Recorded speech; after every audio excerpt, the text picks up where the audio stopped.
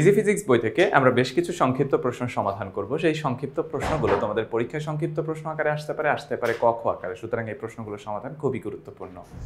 বৃত্তাকার পথে এক পাক ঘুরলে সরণ কত হবে? বৃত্তাকার পথে এক পাক ঘুরলে সরণ হবে 0, কারণ সরণ হচ্ছে আদি বিন্দু আর শেষ বিন্দুর মধ্যবর্তী সরলরৈখিক দূরত্ব। এখন পুরোটা যদি একবার ঘুরে আসি তাহলে তার সরণ অবশ্যই 0 হবে, কারণ আদি বিন্দু আর শেষ বিন্দু একই জায়গায় দাঁড়িয়ে গেছে। সরণ 0 হলেও দূরত্ব অশূন্য হতে পারে। যেমন ধরো আমি একটা জিনিস এখান থেকে ঘুরে আবার এখানে আসলাম, দূরত্ব কত? এই বৃত্তের পরিধি, কিন্তু সরণ কত? 0। কেন? সে যেখান থেকে শুরু করেছে সেখানে এসে শেষ করেছে। যেহেতু আদি বিন্দু আর শেষ বিন্দুর মধ্যবর্তী সরলরৈখিক দূরত্ব 0, কিন্তু দূরত্ব কিন্তু 0 না। দূরত্ব সরণের মধ্যে কোনটি বস্তুর গতিপথের উপর নির্ভর করে? অবশ্যই দূরত্ব গতিপথের উপর নির্ভর করে, সরণ কখনো গতিপথের উপর নির্ভর করে না। সরণ হচ্ছে আদি বিন্দু আর শেষ বিন্দুর মধ্যবর্তী সরলরৈখিক দূরত্ব।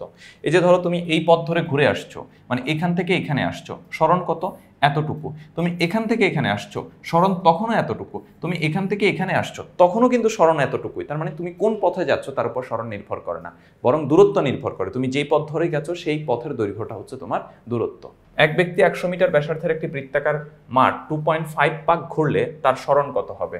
খেয়াল করো, 2.5 পাক মানে হচ্ছে সে 2 বার ঘুরে আরো অর্ধেক ঘুরছে। তো যখন সে প্রথমবার ঘুরে আসছে তখন তার সরণ 0, দ্বিতীয়বার যখন ঘুরে আসছে তখন তার সরণ 0, কিন্তু এরপরে যখন আর অর্ধেক ঘুরতেছে তখন তার সরণ হবে এই আদি বিন্দু আর শেষ বিন্দুর মধ্যবর্তী সরলরৈখিক দূরত্ব। যেহেতু আদি বিন্দু আর শেষ বিন্দুর মধ্যবর্তী সরলরৈখিক দূরত্ব বৃত্তের ব্যাস, তাহলে এখানে ব্যাসার্ধ যদি 100 হয়, বৃত্তের ব্যাস 200, তাহলে তার সরণ অবশ্যই হবে হচ্ছে 200 মিটার। একটি গাড়ি এক স্থান থেকে 6 মিটার সোজা উত্তর দিকে গিয়ে সেখান থেকে সোজা পূর্ব দিকে 8 মিটার অতিক্রম করলো। গাড়িটির অতিক্রান্ত দূরত্ব সরণের মধ্যে পার্থক্য লেখো। প্রথমে কি বলা হয়েছে? 6 মিটার সোজা উত্তর দিকে গিয়ে, যে 6 মিটার সোজা উত্তর দিকে গেছে, এরপর সেখান থেকে সোজা পূর্ব দিকে 8 মিটার গেছে, এই যে 8 মিটার গেল। তার দূরত্ব আর সরণের পার্থক্য নির্ণয় করতে বলছে। এখন দূরত্ব হচ্ছে অতিক্রান্ত পথ। অতিক্রান্ত পথ প্রথমে 6 মিটার পরে 8 মিটার, তাহলে দূরত্ব হচ্ছে 14 মিটার। এই যে দূরত্ব 14 মিটার। কিন্তু সরণ কি হবে? সরণ হবে শুরুর বিন্দু আর শেষ বিন্দুর মধ্যবর্তী সরলরৈখিক দূরত্ব, যেটা এই সমকোণী ত্রিভুজের অতিভুজের সমান।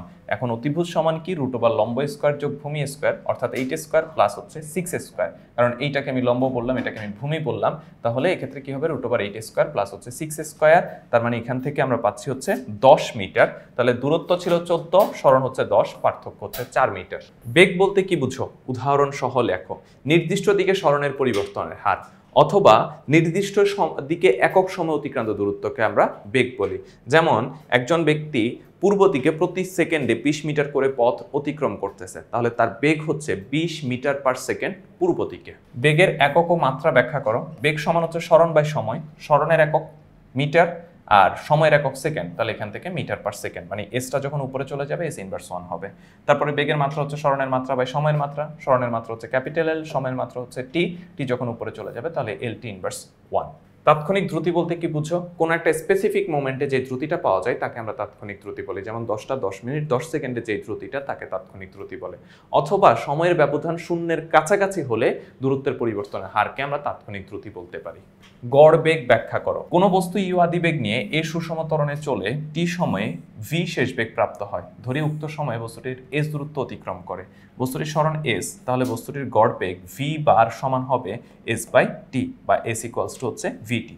একটি সুষম ত্বরণে চলে বলে এর গড় বেগ হবে এর আদি বেগ ও শেষ বেগের গাণিতিক গড়ের সমান। অর্থাৎ এক্ষেত্রে আমরা এইভাবেও লিখতে পারি যে গড় বেগ সমান হচ্ছে ইউ প্লাস হচ্ছে ভি বাই 2। এইভাবেও কিন্তু আমরা লিখতে পারি। অর্থাৎ গাণিতিক গড় দিয়ে আমরা বের করতে পারি, আবার হচ্ছে এইভাবে সরণ বাই সময় দিয়ে আমরা বের করতে পারি, যেহেতু সুষম ত্বরণে চলে।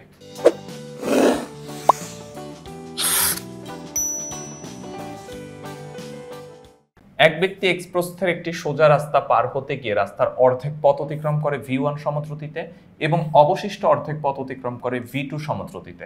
সমস্ত রাস্তাটি অতিক্রম করার সময় তার গড় দ্রুতি কত সেটা আমাদেরকে বের করতে বলা হয়েছে। দেখো, এইটা হচ্ছে পুরা রাস্তা। এই পুরা রাস্তাটা আমি ধরলাম হচ্ছে x, অর্ধেক মানে হচ্ছে x/2, আর শেষ অর্ধেক সেটা হচ্ছে x/2। এই ক্ষেত্রে তার বেগ হচ্ছে v1, এই ক্ষেত্রে তার বেগ হচ্ছে v2। এখন আমরা জানি কি s ইকুয়ালস টু হচ্ছে vt, তাহলে t ইকুয়ালস টু কি? s/v। এখন প্রথম ক্ষেত্রে কি হবে?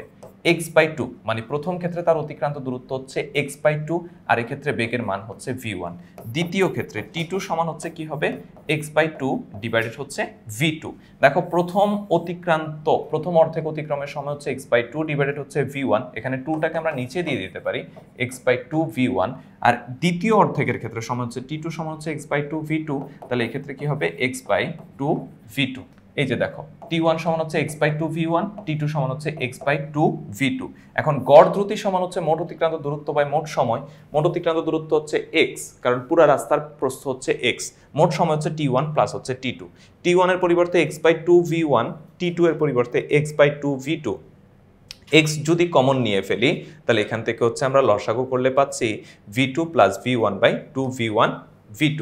তো এখান থেকে হচ্ছে আমাদের দেখো এই যে যদি আমরা x আর x কাটাকাটি দিয়ে ফেলি তাহলে 2v1 v2 উপরে চলে যাবে আর v1 প্লাস v2 হচ্ছে নিচে চলে আসবে। প্রয়োজনে আমি তোমাদেরকে আরেকবার একটু করে দেখাচ্ছি। দেখো গড়বেগ হচ্ছে মোট দূরত্ব বাই সময়। সময় হচ্ছে t1 প্লাস হচ্ছে t2। এখন t1 কত? t1 হচ্ছে x/2v1 আর t2 হচ্ছে কত? x/2v2। তো এখানে হচ্ছে উপরে x থাকতেছে, নিচে যদি আমরা এখানে লসাগু করি, লসাগু হবে হচ্ছে 2v1 আর হচ্ছে v2, এটা হচ্ছে লসাগু। তো 2v1 দিয়ে যদি ভাগ করি তাহলে এখানে থাকতেছে হচ্ছে v2 ইন্টু x, মানে হচ্ছে x v2 প্লাস এখানে 2v2 দ্বারা ভাগ করলে থাকে শুধু v1 আর v1 ইন্টু x মানে হচ্ছে x v1। তো এখান থেকে আমরা যেটা করতে পারি সেটা হচ্ছে উপরে x তো ঠিক আছে, নিচে এখান থেকে x কমন নিয়ে ফেললাম, তাহলে কি থাকতেছে v2 প্লাস হচ্ছে v1 আর নিচে হবে হচ্ছে 2v1 v2। তো অটোমেটিক্যালি এখান থেকে x কাটাকাটি চলে যাচ্ছে, তাহলে এই যে 2v2 v1 উপরে চলে যাবে, v1 v2 উপরে চলে গেছে আর নিচে v1 প্লাস হচ্ছে v2। এই যে এটাই হচ্ছে আমাদের রেজাল্ট। দেখো 2v1 v2 ডিভাইডেড হচ্ছে v1 প্লাস v2। অসম দ্রুতিতে চলমান কোনো বস্তু প্রথম 5 সেকেন্ডে 10 মিটার দূরত্ব অতিক্রম করে পরবর্তী 5 সেকেন্ডে 15 মিটার দূরত্ব অতিক্রম করলে তাহলে তার গড় দ্রুতি কত হবে? গড় দ্রুতি সমান হচ্ছে মোট অতিক্রান্ত দূরত্ব বাই মোট সময়। মোট অতিক্রান্ত দূরত্ব কত? 10 মিটার আর 15 মিটার, আর মোট সময় কত? 5 5 10, তাহলে 2.5 মিটার পার সেকেন্ড। সমদ্রুতিতে চলমান একটি বস্তুর গতির দিক পরিবর্তন হলে বেগের পরিবর্তন হবে কি? অবশ্যই বেগ হচ্ছে ভেক্টর রাশি, আর মান বা দিক বা উভয়ের পরিবর্তনে ভেক্টর রাশির পরিবর্তন হয়। যেহেতু দিকের পরিবর্তন হচ্ছে তাহলে অবশ্যই বেগের পরিবর্তন হবে। ত্বরণ বলতে কি বুঝো? নির্দিষ্ট দিকে কোনো বস্তুর সময়ের সাথে বেগের পরিবর্তনের হারকে ত্বরণ বলে। ত্বরণ একটি ভেক্টর রাশি, এর মান ও দিক উভয় আছে। একটি গাড়ির বেগ উত্তর দিকে প্রতি সেকেন্ডে 3 মিটার পার সেকেন্ড হারে বৃদ্ধি পেলে গাড়িটির ত্বরণ হবে 3 মিটার পার সেকেন্ড স্কয়ার উত্তর দিকে। ত্বরণ ও মন্দনের মধ্যে দুটি পার্থক্য লেখো। বেগ বৃদ্ধির হারকে ত্বরণ বলে, বেগ হ্রাসের হারকে মন্দন বলে। ত্বরণ গতির দিকে ক্রিয়া করে, মন্দন গতির বিপরীত দিকে ক্রিয়া করে। তো এটাই ছিল এই পর্বে সংক্ষিপ্ত প্রশ্নগুলোর সমাধান। পরবর্তী পর্বে আরো বেশ কিছু সংক্ষিপ্ত প্রশ্ন আমরা সমাধান করব। ততক্ষণ পর্যন্ত ভালো থাকো, সুস্থ থাকো। আর এই প্রশ্নগুলো আমরা সমাধান করাচ্ছি ইজি ফিজিক্স বই থেকে। যারা ইজি ফিজিক্স বই সংগ্রহ করেনি খুব দ্রুত সংগ্রহ করে ফেলবে।